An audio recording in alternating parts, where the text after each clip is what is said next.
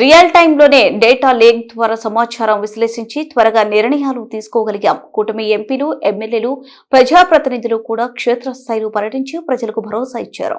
మీకు అందరికీ గుర్తుపెట్టుకోవాలి, ఒక మంచి టెక్నాలజీని ఉపయోగించి real time data system data lake create చేసి డేటా లేక్ ద్వారా ఎక్కడికక్కడ అనలైజ్ చేస్తున్నాం.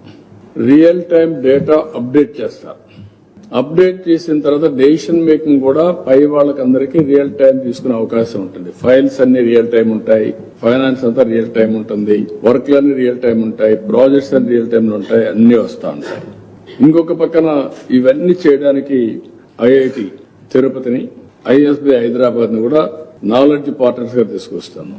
వాళ్ళు కూడా కూర్చొని ఒక new model for governance how to create.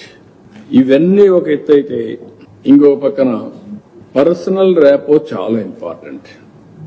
నిన్న మొన్న ఈ క్రైసిస్ మొత్తం entire cabinet ministers on the field, entire MPs, MLAs, NDA కార్యకర్తలు అందరూ ఫీల్డ్ లో ఉన్నారు. ఎక్కడికక్కడ ఆదుకోవడంలో నేనైతే 1-2 సార్లు అందరికీ చెప్పాను. అందరూ కూడా ఫీల్డ్ లో ఉన్నారు, వండర్ఫుల్ వర్క్ చేశారు. వీళ్ళందరూ కూడా ఒక భరోసా ఇచ్చారు. పొలిటికల్ లీడర్షిప్ ఎప్పుడు కూడా పొలిటికల్ మొబిలైజేషన్ చేస్తారు. అందుకే పొలిటికల్ గవర్నెన్స్ అంటాం మనం. ఒక భరోసా ఇచ్చారు. ఆ భరోసా వల్ల ప్రజల్లో ఒక నమ్మకం వచ్చింది.